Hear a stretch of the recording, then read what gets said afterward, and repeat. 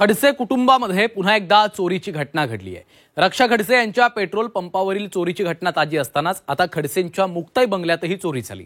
एका मोठ्या नेत्याच्या घरातच चोरी झाल्यानं पोलिसांच्या कार्यक्षमतेवर बोट ठेवलं जात आहे। राष्ट्रवादी शरदचंद्र पवार पक्षाचे ज्येष्ठ नेते एकनाथ खडसे यांच्या जळगाव मधल्या बंगल्यात चोरीची घटना घडली। या प्रकारामुळे शहरामध्ये खळबळ उडाली। जळगाव शहरातल्या शिवरामनगर भागात एकनाथ खडसेंचा मुक्ताई बंगला। एकनाथ खडसे मुक्ताईनगरमध्ये राहायला असल्यानं त्यांचा हा बंगला बंद होता।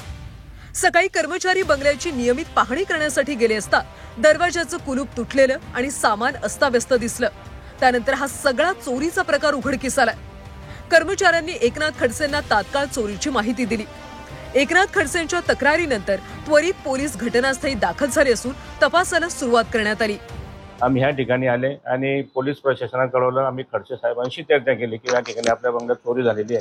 चोरी झाल्यानंतर या ठिकाणी गोपाळराव सरोदे आमचे नातावंच्या परिवारातील त्यांच्या रूम मधील जवळपास 6.5 तोळे सोनं आणि साहेबांच्या बेडरूम मधले जे जवळपास 5-5 ग्रॅमच्या 4 अंगठ्या आणि 35,000 रुपये रोख कॅश हे या ठिकाणी गेल्याचं असं निष्पन्न झालेलं आहे। पोलीस प्रशासन आल्यापासून या ठिकाणी त्यांनी स्वर्ण मागवलेलं आहे। चौकशा चालू आहे। या चोरीमध्ये सोन्याचं गहूपोत 20 ग्रॅम, कानातले दागिने 7 ग्रॅम, डायमंड कर्णफुलं 4 ग्रॅम, अंगठी 2 नग 7 ग्रॅम या सगळ्या वस्तू चोरीला गेल्या। सोबतच घोळ 10 ग्रॅम, अंगठ्या 4 नग 20 ग्रॅमच्या, चांदीचं ब्रासलेट 6 भार, चांदीची गदा 1 नग 1 किलोची, चांदीचं त्रिशूल 1 नग 1 किलोचं, चांदीचे 6 ग्लास 1 किलो 20 ग्रॅमचे, चांदीची तलवार 2 किलोची, चांदीचे मोठे रथ अंदाजे 2 किलो।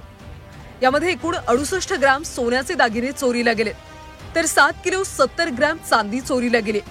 एकूण 35,000ची रोकड असा एकूण 10 ते 13 लाख रुपयांचा मुद्देमाल चोरीला गेला आहे। घरातून जवळपास 6.8 तोळे म्हणजे 68 ग्रॅम वजनाचं जे सोनं आहे त्याची चोरी झाली आहे। त्याचबरोबर नगद कॅश 35,000 रुपयाची चोरी झाली आहे। घर हे या ठिकाणी बंद होतं।